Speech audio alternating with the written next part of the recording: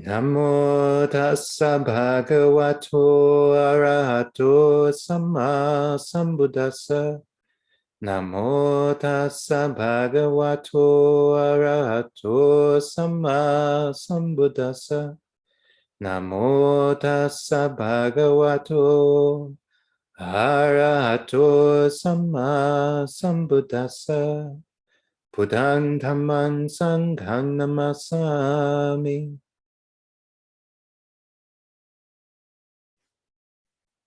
So happy full moon to everybody. And this is the Pavarana full moon. So it's a somewhat special moon in the Buddhist calendar, a bit more for monks than the average person. We're 3 months through the 4-month rainy season. And during the rainy season, the monks are required to take a vow of stability. So this gives them an opportunity to draw into community.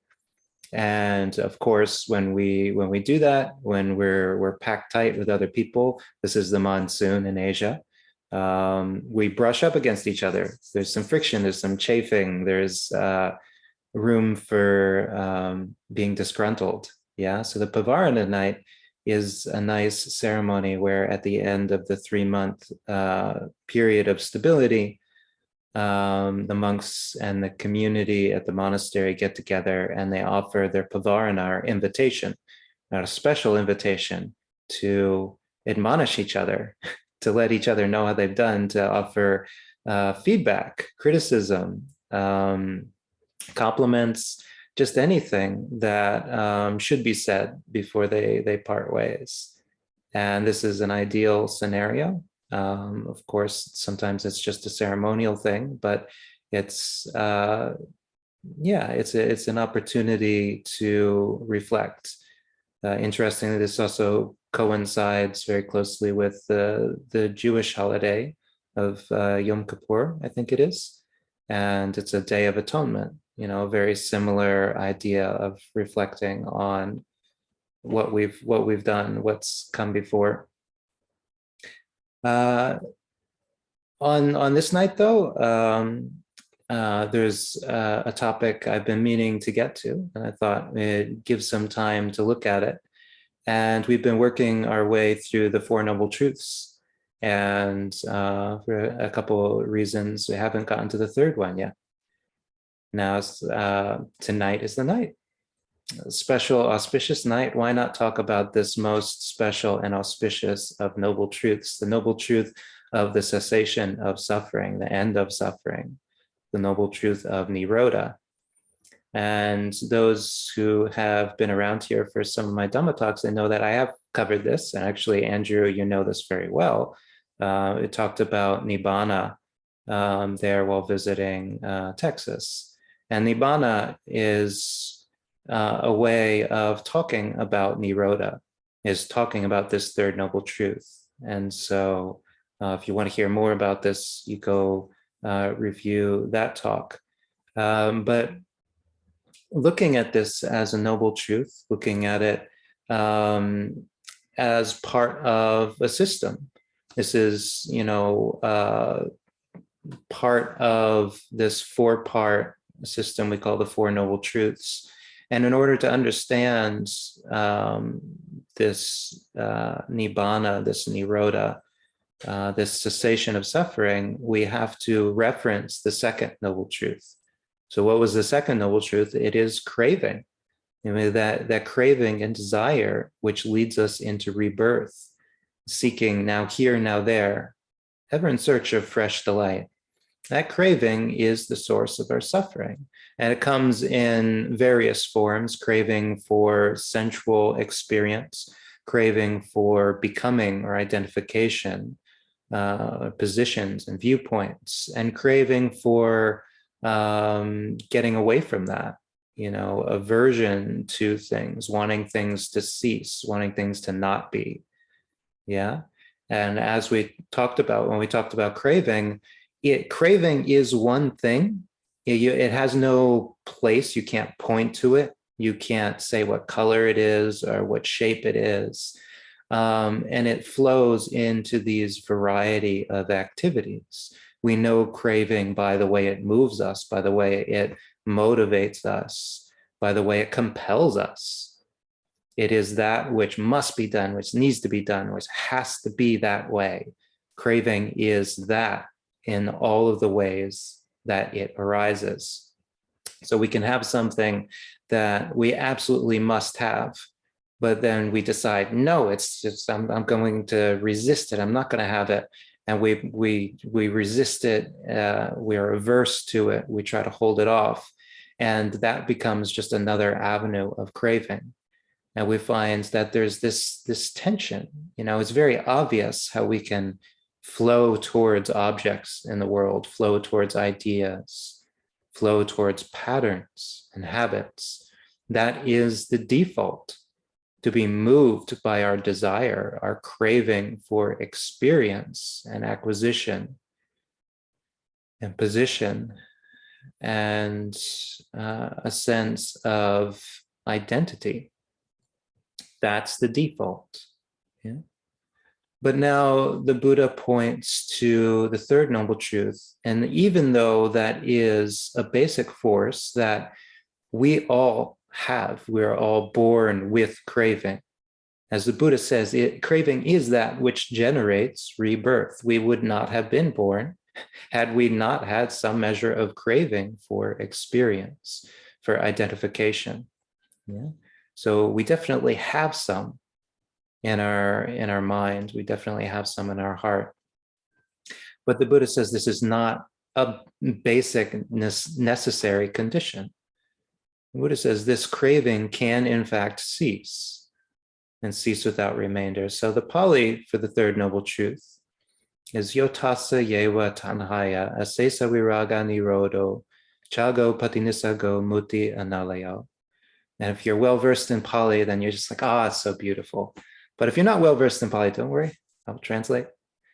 So it says, with the remainderless ceasing of that craving and desire, through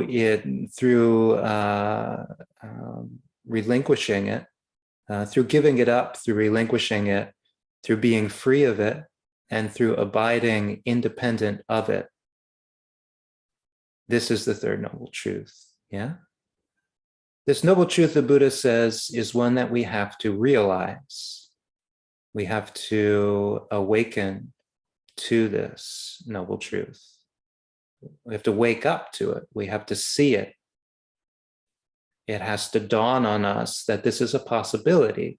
And this is because noticing the absence of things is not the default of the mind. Our mind is a mechanism. It is a computer that processes data. It processes tangible things. And even those things that are not tangible, our mind tries to make tangible.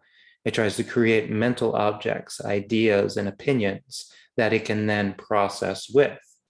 So we see things in the world that don't actually exist, like weather patterns. We say, oh, this means this will happen. And we may be right. We also, we're saying that something exists, it's not actually a thing. It's just a probability. And probability doesn't exist. It's just numbers that we use to try to anticipate something. But this is something our mind can do. It can see things even when things don't exist. And something our mind is really not good at is noticing the absence of things. And this is exactly what the Buddha points to, is that things can cease. Now, the word Neroda is a very special and important word because who uses the word cease in normal conversation? This is a problem we get into with a lot of basic Buddhist terms, is they're not basic English terms, yeah? It's a higher form of the language in an attempt to be precise. But I think most people would think the word cease means to end. And that's not precisely the meaning of the word that the Buddha chose. The meaning of the word that the Buddha chose is a word that means the root of rud, which nirod, means actually to arise or to come from.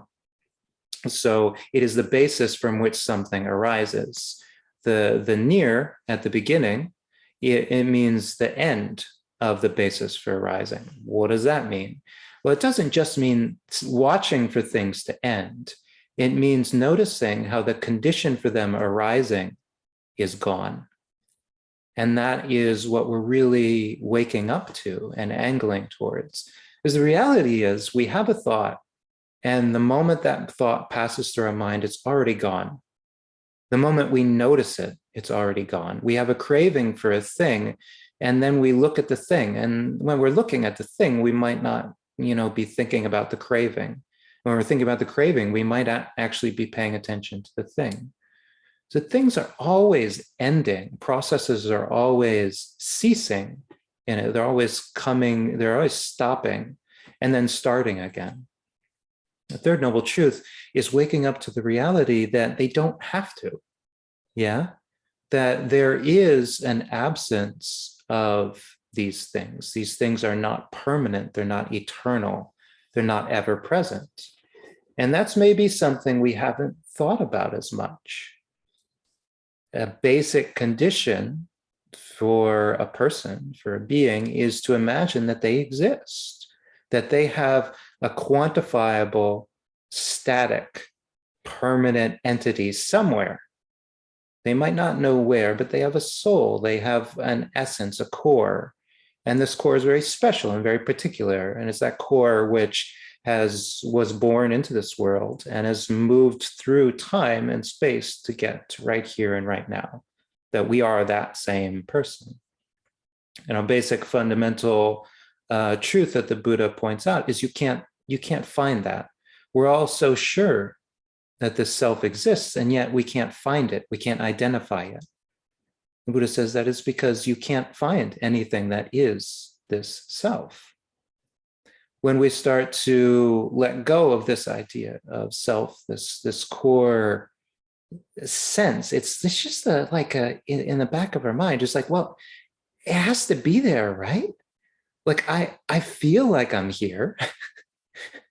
But if we really watch, that is what is here.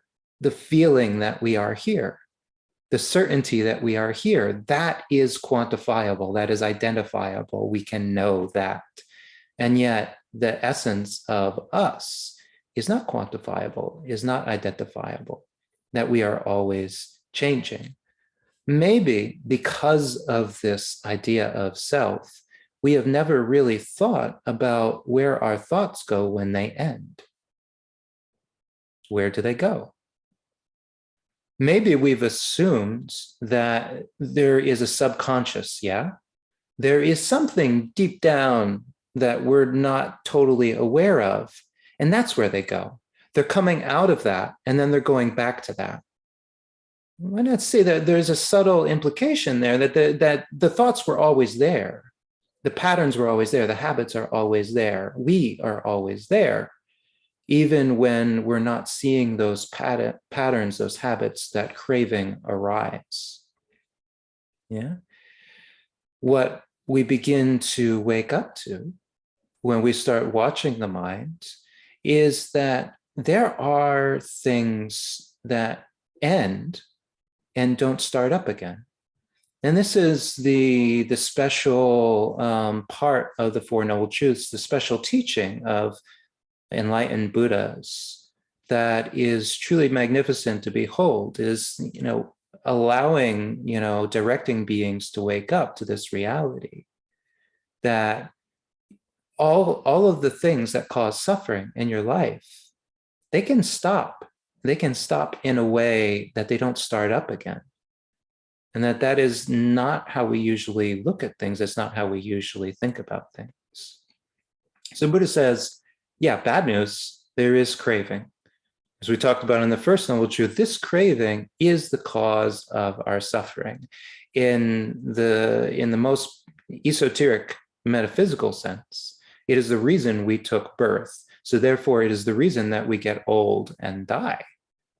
This craving is the cause of that. But at the most basic, fundamental day-to-day level, Our craving is what gets us into trouble. It's what gets us into arguments. It's what has us feeling discontent and needing something to be whole. Yeah, this craving is doing that. But the Buddha is pointing out that this craving can end. Yeah. And we see this happen almost from the get-go. Yeah. Almost from the first idea of spiritual practice, we will experience things ending. The first thing that ends is our ignorance, right? When we hear the Four Noble Truths, we're like, there is suffering. We're like, yeah, there is. Yeah, I guess that's not too hard to understand. And it's like craving causes suffering. And it's like, yeah, I've noticed that. You say craving can end. It's like, oh, wow. Huh. I didn't think about that, but yeah, I've gotten over some of the cravings that I've had in the past, and those don't arise anymore. So I guess that's true. And then to say we can practice that. And it's like everybody to some degree believes that they can learn things, right? And the Buddha is simply saying you can learn to let go of craving. And now that's a scary and intimidating thought. When I put it that way, is like maybe like, oh, that sounds like work. Oh, there we go again. Is it gonna have to work to get over craving, right? But yes, I think somewhere deep down, somebody who's open to the Four Noble Truths will say, so it's possible. So he did it. It was a point to the Buddha. He did it. And, I've done it a bit. I mean, all of you have done it a bit. So it's possible. And even if it doesn't feel like it's possible for something that's really challenging and feels super important, just the fact that we have and sometime let go of craving means that it is possible to some degree. And so as soon as we hear this and we begin to acclimate to it and take it on, the ignorance of the cause of our suffering and the solution to that cause has ceased. Yeah. We no longer live in a world where we don't know why we suffer. And we might not do anything about it. That might be as far as it goes. We're like, yeah, I could totally get over craving someday. And then we go back to doing whatever we do. That's possible, but we can't go back to not knowing why we're suffering. Yeah, so the ignorance has ceased. But at a deeper level, the craving itself can cease. And this is something that we only find out, we only wake up to through trying and through experience, right? We cannot wake up to the end of our craving by watching somebody else do it. It can inspire us, right? We can say, oh, the Buddha, he did it. He attained full enlightenment. And we can say, oh, that great monk or that great monk or that great sage, they did it too, and they attained enlightenment. You can say that great nun, these great practitioners, that great lay teacher, that great lay teacher, the Dalai Lama, Thich Nhat Hanh, they did it. They've attained some real peace. Yeah, that doesn't help us at the end of the day, right? We don't begin to experience the peace that the Buddha is pointing to until we ourselves have let go of some craving. Yeah, but now we can experience that peace, but then the real enlightening, the awakening, the realizing that has to happen is, that peace is stable. Yeah, that the craving is not only gone. We're not, it's like we have these moments where we're filled with craving, and then we have moments where the craving's not so bad, or it simmers down. And they're like, yeah, that's one thing, but that's not what the Buddha is pointing to. He's saying there are times when the craving is completely absent. And this is actually not that foreign to our experience as we might think. Even the most deluded, angry, attached person probably has moments of friendliness, moments of generosity, moments of curiosity, the condition for wisdom, moments of earnestness, like where they're actually just willing to try. I think many of us probably get a little scared that if we acknowledge or turn towards those things, those states might fall away. Yeah. Oh, I'm not going to think about friendliness. Yeah. Because every time I think about friendliness, I think, oh, I've got to be friendly. Right. And as soon as I'm thinking I've got to be friendly, I get all stiff and I stop being friendly. So maybe I got to just like not think about it and even like, drink some alcohol so I can just totally loosen up. And then I know I'll be friendly. It can be intimidating, this idea that we can turn towards, friendliness. We can know friendliness and realize that friendliness is the absence of anger. In order to really get this third noble truth and to wake up to freedom, that is what we have to do. It's not simply being loose and relaxed, or somebody who is drunk and relaxed and has no inhibition would be free of suffering. But if we've ever watched, it is exactly the opposite. What they've also relaxed and let go of is their ability to make wise, reasonable choices. Their ability to be mindful and clear about what they're doing. That has also fallen away. What we want to develop is the presence of mind, the clarity of mind that knows that craving is not present. The Buddha, he says that we're eroding the base of this craving, yeah, and we're waking up to the fact that we have, pulled up some measure of craving, and it's not going to arise again. He uses a string of words after this that are very specific and very beautiful words that are might not be the most common, English words when we translate them, but were very common Pali words that are found throughout the suttas. But the Buddha cherry picks very specific words when he's talking about something as important as the Third Noble Truths. He says, Chago, Patinisago, Muti, and Analayo. And these are all relational words. So the Buddha is not just saying Neroda, which is the cessation of craving. He is saying the chaga. Chaga means to give up.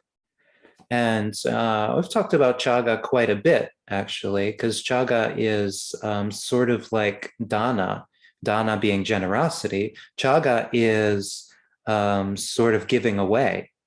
Yeah. You don't need to have something necessarily to practice giving it up. You practice generosity with something that you have. You give something that you have, but you practice chaga with something that you could have.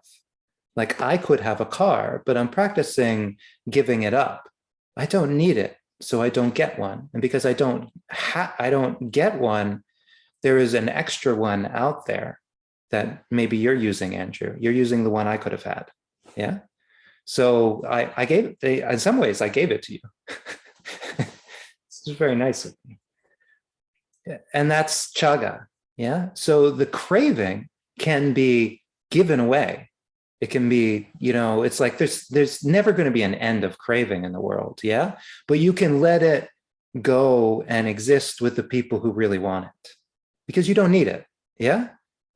There's people out there who are totally all about craving. They're totally all about anger. They're totally all about it. And let them have it. But we don't need to have it. And this is something we can wake up to. It's like we can hear people who have really good philosophical arguments and they sound like they've got it all figured out. And we try to think like that, and it seems very exhausting. And we'd really just rather relax and be okay. Yeah. And we like not have a strong opinion about something. So we just let them have it. Yeah. Okay. Yeah. You can have your strong opinion. I don't think I need one. But it's good that one of us does. Good for you. Yeah, that's chaga. And whenever we have done this, if we've ever done it, we might get really used to that because again, we might miss it, but then again, we might not. We might wake up to the fact that this is a much better way to be. This is a happier, more energetic, more mindful, more clear, more free state of being, to not be stuck on our opinions. Yeah. And if we notice what that feels like, we notice that we did that, that we got there by letting go and giving away our opinion, letting somebody else have the really good opinion, letting somebody else get the last word. And once we see that, we start to wake up to the fact that I would rather be in this happy, relaxed state. And maybe I can do that again. And the moment we have that thought, like maybe the next time something comes up and it seems like it would be really important and worthwhile to get the last word and to have the best opinion, maybe I just won't then either. What has happened is we have taken something that we always did and we have stopped. Yeah. And we have stopped in such a way that we're never going to go back to it. That's to say, when you really get over an attachment to views, you never go back to it. It just seems silly. It seems pointless. Yeah. Why would I want to be the one with the right idea? Yeah. I'd much rather be the one who's happy. Because the one who has the right idea is usually having to defend and fight and argue over that idea incessantly. I would rather just be incessantly happy and relaxed. And you get that through giving up the opinion. Patinisago is a word that the monks use a lot. It is the word relinquish. And this is slightly different than chaga. It means that we give up something that's really not ours to begin with. Yeah. And I think it's a very interesting word to apply to craving. Because in some ways, like if I was looking at Ryan's bookshelf there, or Andrew's bookshelf, or I'm sure, Reed, you have a bookshelf too. I think we've talked about this. You've all got bookshelves. I know right behind you, Jim, you've got, books. You've all got great Dhamma books, all around you. Oh, huh. But even if I've got all of the access to all of these Dhamma books, but I found myself wanting your Dhamma books. Oh, you've got one I don't have. And oh, look, you've got that. Oh, that special edition written by so-and-so, annotated with all the footnotes. And I wanted it. But then I realized, well, it's not mine. Yeah.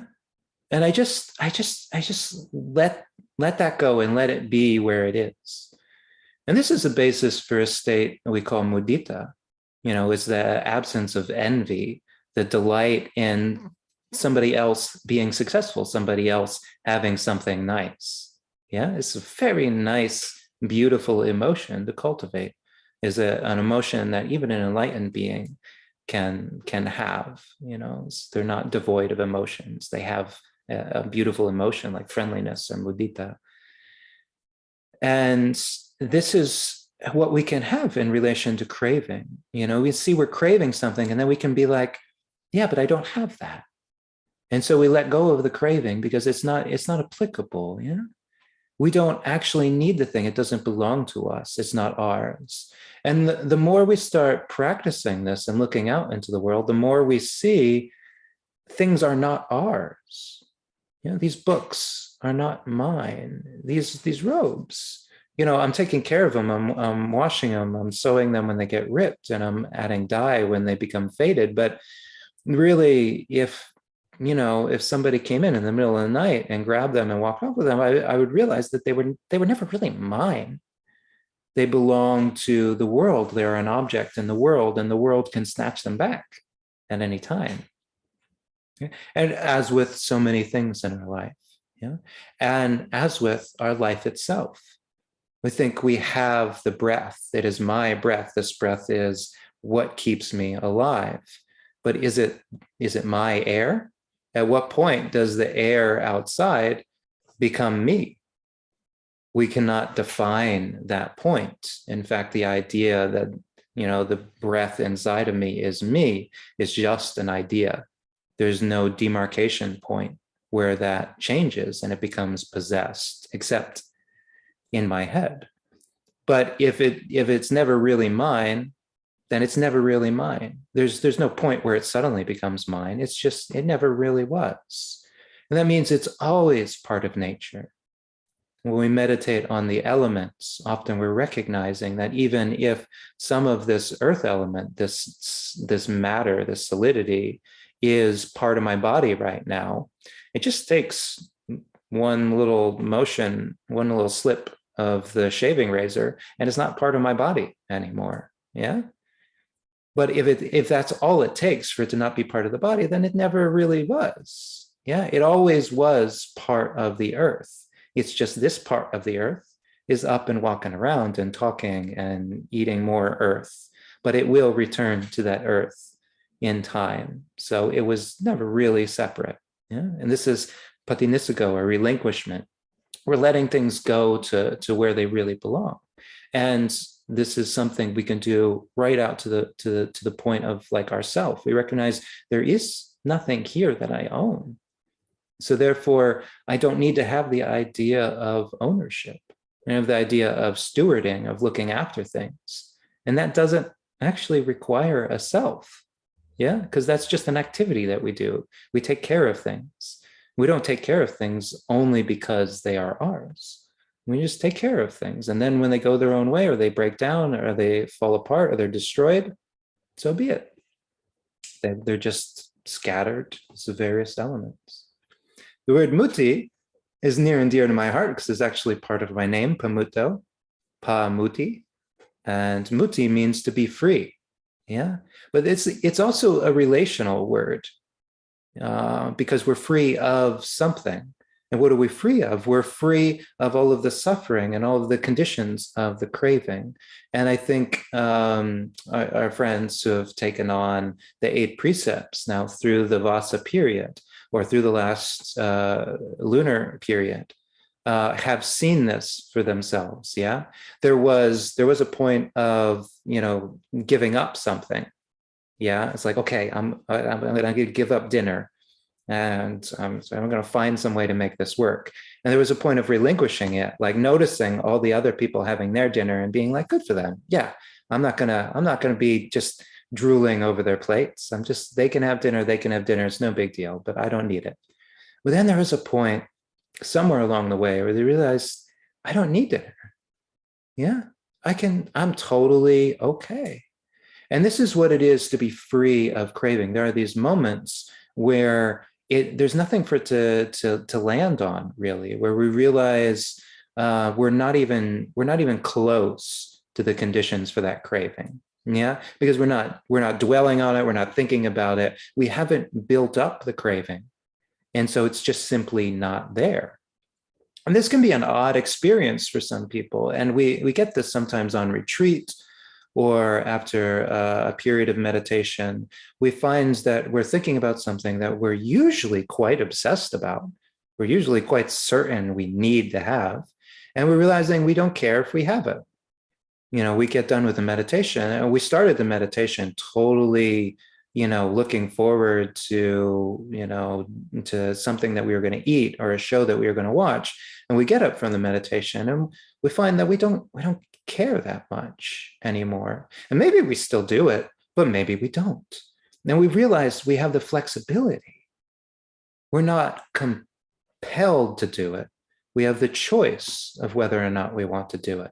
And that's what it is to be free of craving. That's actually nibbana, yeah? And it's an amazing thing because we can miss it.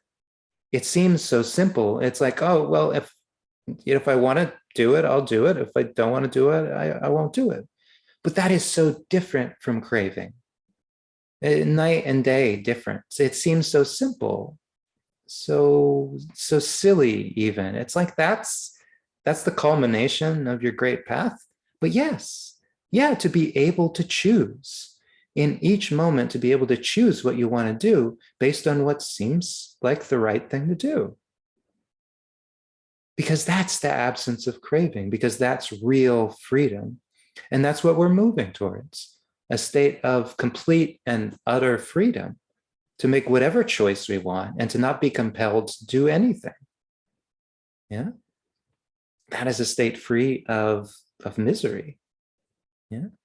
The last word, analeo, is to be independent of something. It means to not need something to exist.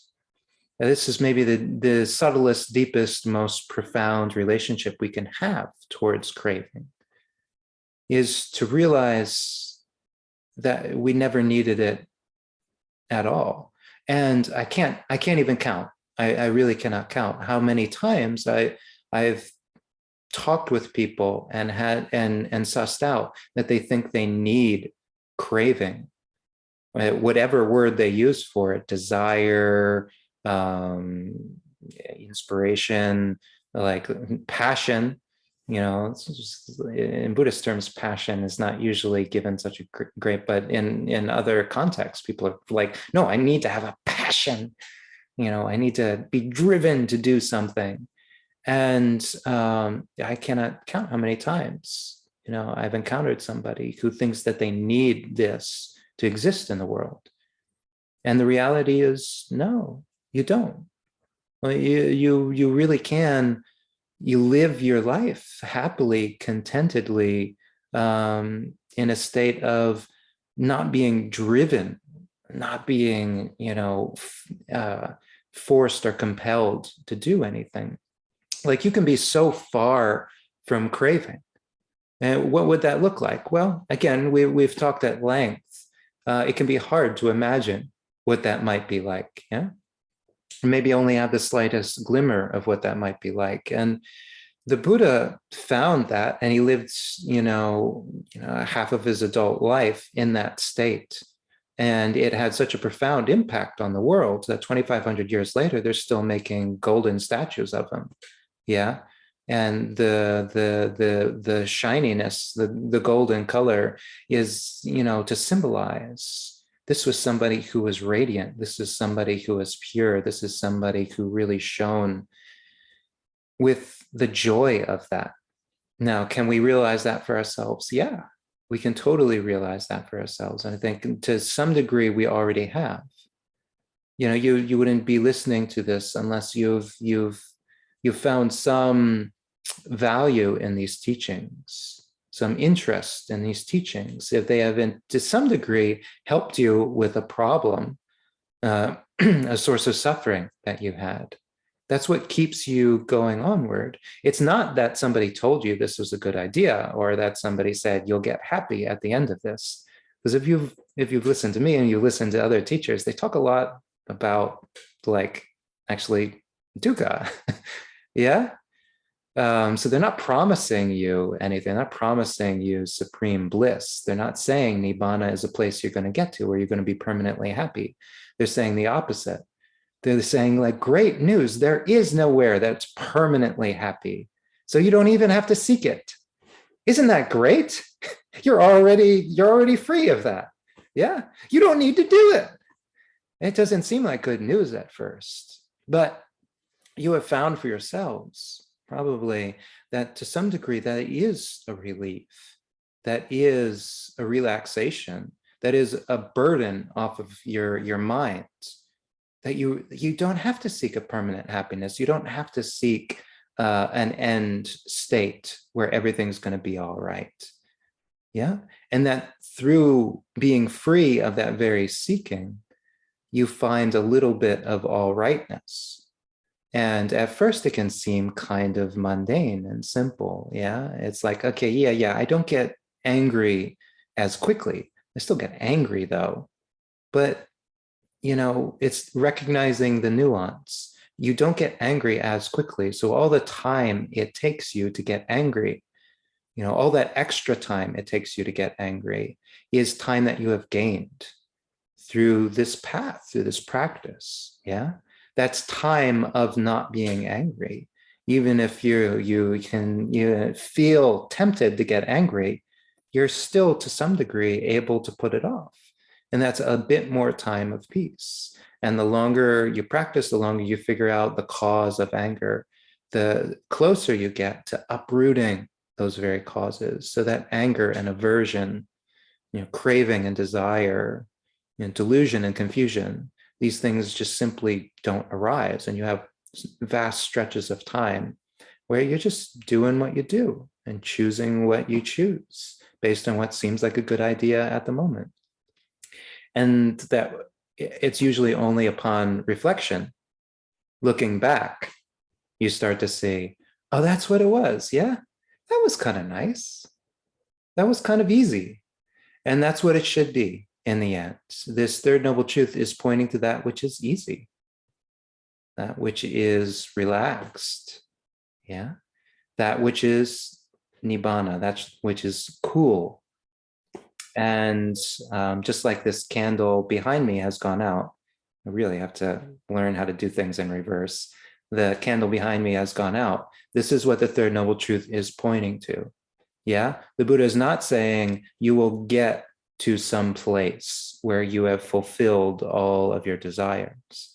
The Buddha is saying that your desires are like the flame, and they are burning you, and they are spreading from object to object.